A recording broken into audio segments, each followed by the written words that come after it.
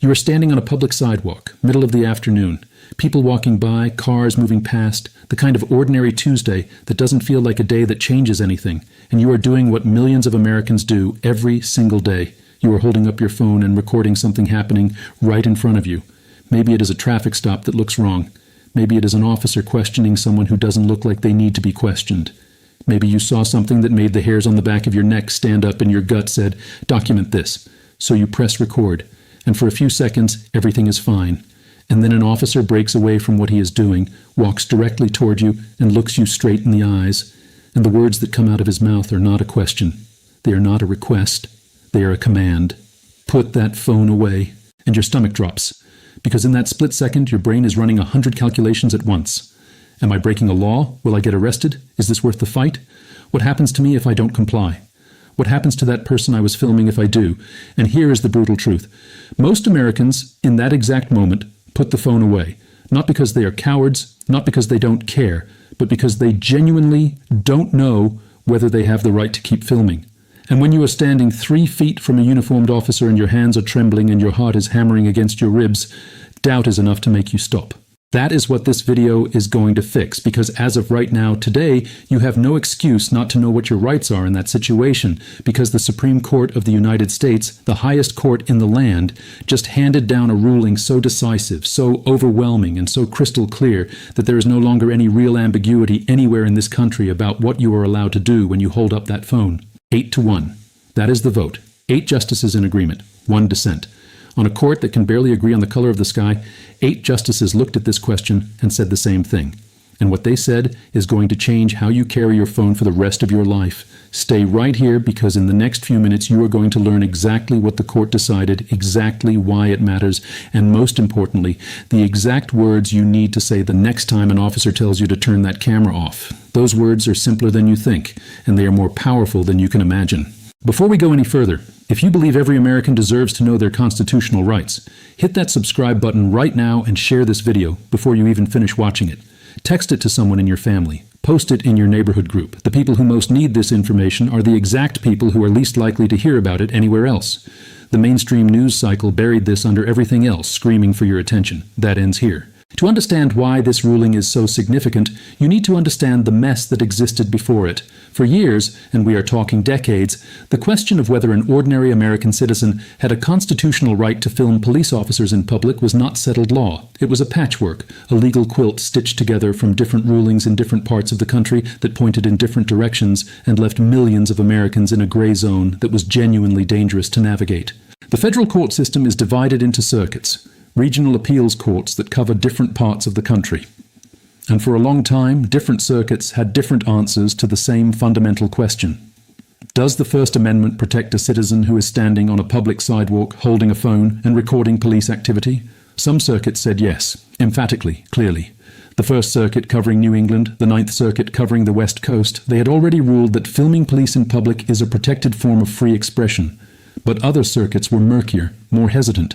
Courts in other regions had not issued the same clear affirmations, which meant that depending on which state you were standing in, the same act, holding up your phone and pressing record, could be treated very differently by law enforcement and very differently by a court if things went south. That inconsistency was not just frustrating, it was dangerous.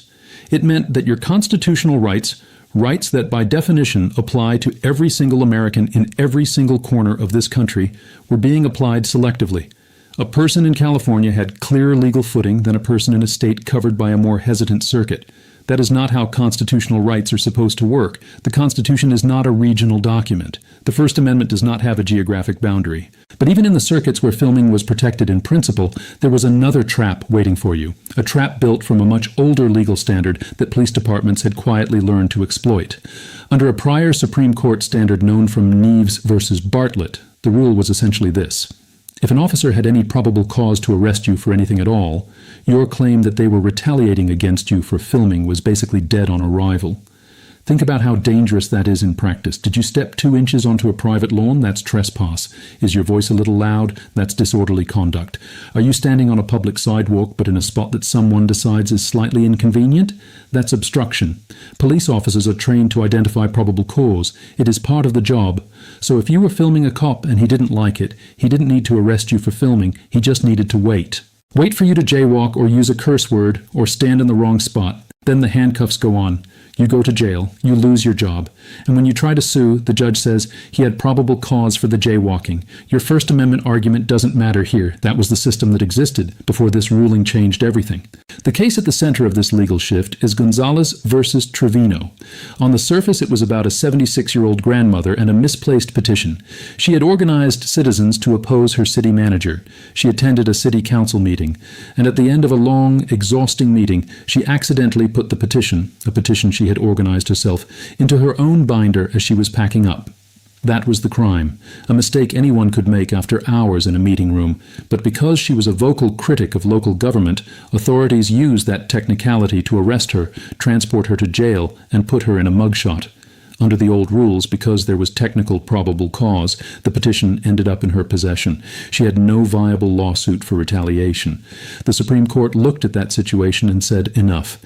In a lopsided 8-1 vote, they established what is now called the common sense exception to the probable cause rule. If a person can show objective evidence that they were singled out, that other people doing the same thing were not being arrested, that they were arrested specifically because of their protected speech or activity, then the existence of a minor technical probable cause does not shield the officer from a civil rights lawsuit. You can still win. The retaliation claim survives. Now let's talk about what the broader ruling actually established, because it matters enormously for anyone holding a camera. The Supreme Court did not treat this as a gray area where they had to invent a new right from scratch. They treated it as a natural and logical extension of what the First Amendment has always meant. The First Amendment protects freedom of speech and freedom of the press. And the court's reasoning was direct. You cannot have freedom of speech without the freedom to gather information. You cannot have a free press without the ability to document what is happening in the world. The act of recording, pointing your phone at a scene and capturing it, is itself a form of expressive activity. It is gathering information, it is bearing witness, it is creating the raw material of public discourse and democratic accountability. And the First Amendment was designed to protect exactly that kind of activity. Why does an 8-1 vote matter so much beyond just the legal result? Because we are living in an era when the Supreme Court is deeply divided on almost everything, when a 5-vote majority on any controversial question feels like a miracle. And yet, on this question, 8 of the 9 justices looked at each other and said, yes, obviously this is settled. That near unanimity is itself a message to every police department in America. This is not a close call. This is not a policy debate dressed up in legal language. This is a clear constitutional principle that 8 of the 9 most important legal minds in the country agreed on without serious debate.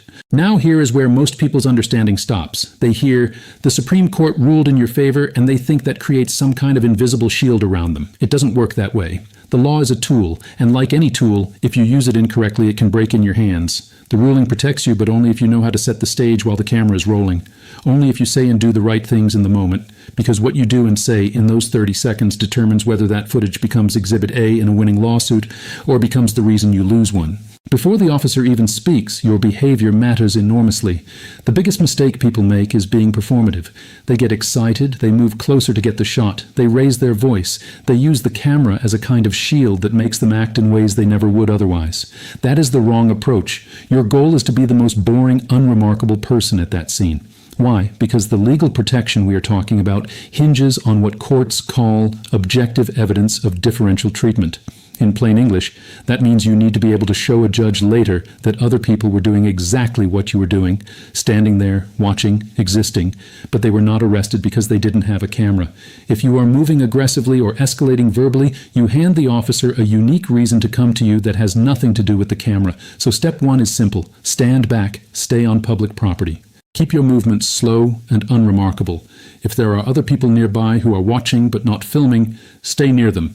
You are creating a visual baseline of normal behavior that will matter enormously if this ends up in a courtroom. Now the officer has finished what he was doing and he is walking toward you. This is where fight or flight kicks in hard. Your adrenaline spikes. You might feel the urge to start reciting everything you know about the law. Resist that urge. When he says, turn that camera off or you can't film here or give me your ID, he is often testing you, looking for a reaction that gives him a reason to escalate. Before this ruling, he just needed to find one tiny technical violation to shut you down. Now, if you handle this correctly, every word out of your mouth and every second of that footage is building the foundation of a protected legal record. Here's exactly what you say. Memorize this. Say it out loud right now so it lives in your muscle memory and not just in your notes. Officer, I am recording in a public space. That is my First Amendment right. I am not interfering with your duties. That is it. Say it once. Say it calmly. Keep filming. Now let me break down why each piece of that statement is doing something specific and important. You begin with officer. You are addressing them directly and respectfully. You are not yelling. You are not insulting. You are establishing a professional tone immediately. This matters because it signals that you are not a threat and you are not looking for a confrontation. It lowers the temperature before the temperature even has a chance to rise. Then you say, I am recording in a public space. You are stating a fact, not making an argument. You are in a public space, a sidewalk, a park, a public street, where the general public has a right to be and a right to observe. This matters legally because First Amendment protections are strongest in traditional public forums. You are telling the officer, clearly and on camera, that the legal geography is on your side. Then you say, that is my First Amendment right. You are invoking a specific constitutional protection by name. Not, I think I can do this. Not, I heard somewhere that this is legal. You are saying, this activity is protected by the First Amendment of the Constitution of the United States, and as of this ruling, that is not a debatable claim anywhere in this country. Then you finish with, I am not interfering with your duties, note, and this might be the most important piece of the whole statement, because it is the one most people leave out. The right to record is not unlimited. Courts have consistently held that while you have the right to record, you do not have the right to physically obstruct an officer, block an investigation, or interfere with an active arrest. By saying this out loud and on camera, you are preemptively addressing the one legitimate legal basis an officer might have for asking you to stop. You are saying, I am not in your way. I am not touching anything. I am not in the middle of your scene. I am just here, and I am filming. Those words cover every legal base. They are calm, professional, specific, and they create a documented record that you knew your rights and clearly asserted them. Say them once, then stop talking. Do not repeat yourself 10 times. Do not get drawn into a debate. Do not start explaining the Supreme Court ruling to the officer on the sidewalk. An officer who is already telling you to stop recording is not going to be persuaded by your legal analysis in that moment. What you are going to do by arguing is give them more material to work with, more chances for the interaction to escalate, and more opportunities for you to say something out of frustration that looks bad on camera later. Say your words. Be quiet. Keep filming. Become a tripod. Think about the power of that footage in front of a jury. On one side, you have an officer who is agitated, barking orders, trying to stop a camera. On the other side, you have a citizen who stated their rights once calmly and then stood completely still and silent. Who does a jury believe is the reasonable person in that situation? There is another element of the 8-to-1 ruling that most coverage completely glosses over, and it is critical to understand if you ever end up in court. Remember what we said about objective evidence of differential treatment.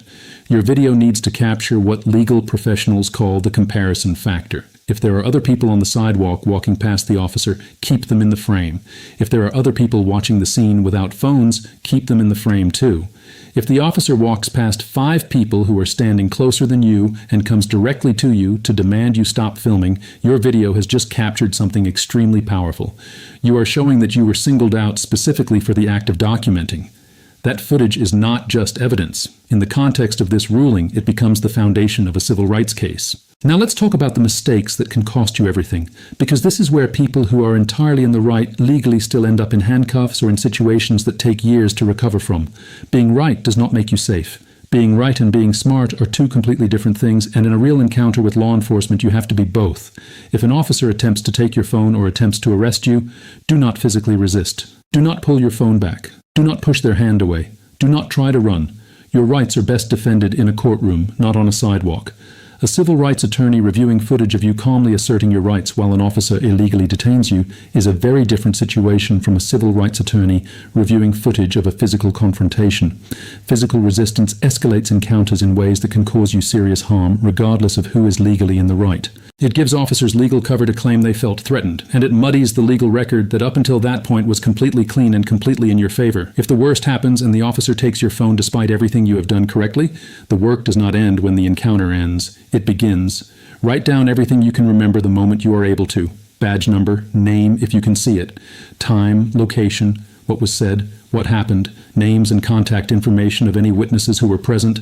Then contact a civil rights attorney as quickly as you possibly can, not tomorrow, not when you get around to it. These attorneys frequently take cases like this on contingency, meaning they don't get paid unless you win, because the legal landscape after this ruling is more favorable than it has ever been. The law is unambiguously on your side. You just need to give an attorney the material to work with. Let's also be precise about where this protection applies and where it has limits, because in legal matters, precision is everything. This ruling protects your right to record police officers performing their official duties in public spaces.